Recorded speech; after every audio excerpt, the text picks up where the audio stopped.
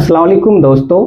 सीरत नबवी के सीरीज में आज हम सीखेंगे हजरत मोहम्मद सल्लल्लाहु अलैहि वसल्लम के वंश के बारे में।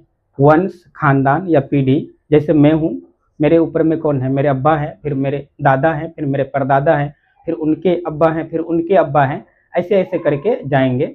तो आज हम नबी साहब के बारे में समझने की कोशिश करेंगे। देखिएगा कि वंश को उर्दू में कहते हैं नसब। क्या कहते हैं? नसब। अब क्या है कि हजरत मोहम्मद सल्लल्लाहु अलैहि वसल्लम के वंश के बारे में है ना, जो बड़े बड़े विशेषज्ञ है उन लोगों का तीन तरह का मानना है। एक तरह के लोगों का मानना है कि हजरत मोहम्मद सल्लल्लाहु अलैहि वसल्लम का वंश अदनान तक जाता है। कहाँ तक जाता है? अदनान तक जाता है। यानी कि हजरत मोहम्मद सल्लल्लाहु अलैहि वसल्लम से चालू हुआ, उनके अब्बा, उनके अब्बा, उनके अब्बा, ऐसे ऐसे ऐसे करते करते अदनान तक जाएगा। दूसरा विशेषज्ञ का मानना है कि हजरत मोहम्मद सल्लल्लाहु अलैहि वसल्लम का वंश इब्राहिम अलैहिस्सलाम तक जाता है। कहाँ तक जाता है? इब्राहिम अलैहिस्सलाम तक जाता है। इब्राहिम अलैहिस्सलाम तक जाता है। और तीसरा विशेषज्ञ लोगों का मानना है कि हजरत मोहम्मद सल्लल्लाहु अलैहि वसल्लम का वंश जो पहला इंसान है, पहला नबी है पूरे मतलब कि दुनिया का, आदम अलैहिस्सलाम तक जाता है। आदम अलैहिस्सलाम तक जाता है। तो आज हम सीखेंगे ये सारी चीजें। उससे पहले आप ये सीखने की कोशिश कीजिए कि एक वर्ड आता है बिन। अरबी का वर्ड आता है बिन। बिन का मतलब होता है बेटा। बिन का मतलब होता है बेटा। जैसे अगर मैं बोलूं मनसर बिन सलीम, इसका मतलब हुआ मनसर सलीम का बेटा है। ऐसे ही दिया जाएगा। जैसे कि अगर मैं बोलूं मोहम्मद बिन अब्दुल्ला, यानी कि अब्दुल्ला का बेटा कौन है? मोहम्मद है। अब्दुल्ला बिन अब्दुल मुत्तलिब, यानी कि अब्दुल्ला अब्दुल मुत्तलिब का बेटा है। अब्दुल मुत्तलिब बिन हासिम, अब्दुल मुत्तलिब हासिम का बेटा है।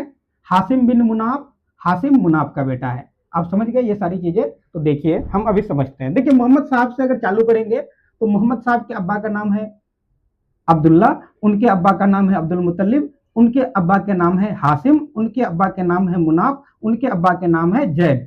ये छठा पीढ़ी है। ऐसे सातवां से लेकर के 14वां पीढ़ी तक फिर जाता है। मैं इतने सारे नाम नहीं लिख सकता है, बुक में लिखा हुआ है। 15वां पीढ़ी में जाएंगे तो इलियास, छठा 16वां में नज्जार, 17वां में कौन? मअद, 18वां में कौन? अदनान। अब बोलोगे कि अदनान कौन है? तो अभी फिलहाल शुरू में मैंने एक पहला वीडियो बनाया था इस्माइल अलैहिस्सलाम के बारे में। इस्माइल अलैहिस्सलाम के 12 बेटा हुए, 12 बेटा से ही 12 कबीला बने। फिर वहीं से फिर क्या हुआ? पूरा अरब में लोग बसे और वहीं से फिर क्या हुआ? पूरा मुसलमान फैला और पूरा इस्लाम फैला। तो ये सारी चीजें अभी समझेंगे। पहला विशेषज्ञ लोगों का मानना है कि मोहम्मद साहब से शुरू होकर के 18वां पीढ़ी तक, अदनान तक आए। कोई दिक्कत नहीं।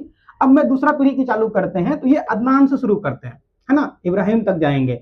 अदनान के अब्बा का नाम है हमीसा, उनके अब्बा का नाम है सलामान। फिर उसके बाद फिर उनके अब्बा होंगे, फिर उनके अब्बा होंगे, फिर उनके अब्बा होंगे, फिर उनके अब्बा होंगे। ये 34 पीढ़ी तक जाएगा। 35वां पीढ़ी में कीदार होगा, 36वां पीढ़ी में इस्माइल होगा, 37वां पीढ़ी में इब्राहिम अलैहिस्सलाम होगा। इस्माइल अलैहिस्सलाम जिसके बारे में बताया था कि इस्माइल अलैहिस्सलाम कुर्बानी इन्हीं के मतलब कि इसमें आया था। फिर आबे जमजम जो था इन्हीं के पांव के नीचे से निकला था। काबा शरीफ इब्राहिम अलैहिस्सलाम ही निकाले थे।